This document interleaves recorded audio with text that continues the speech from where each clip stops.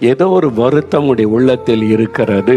உன்னுடைய உள்ளத்தை பாரப்படுத்துகிற ஒரு துக்கம், அது வியாதியினால் உண்டானதா இருக்கலாம், குடும்ப பிரச்சனையினால் உண்டானதா இருக்கலாம், குழந்தை இல்லையே என்கிற குறைவினால் உண்டானதா இருக்கலாம், கடன் பிரச்சனையினால் உண்டானதா இருக்கலாம். ஏதோ ஒரு பாரமான காரியம் உன்னுடைய உள்ளத்தை அழுத்துகிறது. நிம்மதியா வீட்டுக்குள்ள இருக்க முடியல, ஒரு நிம்மதி இல்லாத ஒரு வாழ்க்கை. அப்படிதான் நிறைய பேர் கஷ்டப்படுகிறார்கள். இயேசு சொல்லுகிறார், என் மகனே மகளே, நீ நிம்மதி இல்லாம ஒரு பாரத்தை உள்ளத்துல சுமந்து கொண்டு துக்கத்தோடு இருக்கிற, உள்ளத்துக்குள்ளே ஒரு பாரம், இது நம்முடைய இருதயத்தை அழுத்துகிற ஒரு பாரம். கர்த்தர் மேல் உன் பாரத்தை வைத்து விடு.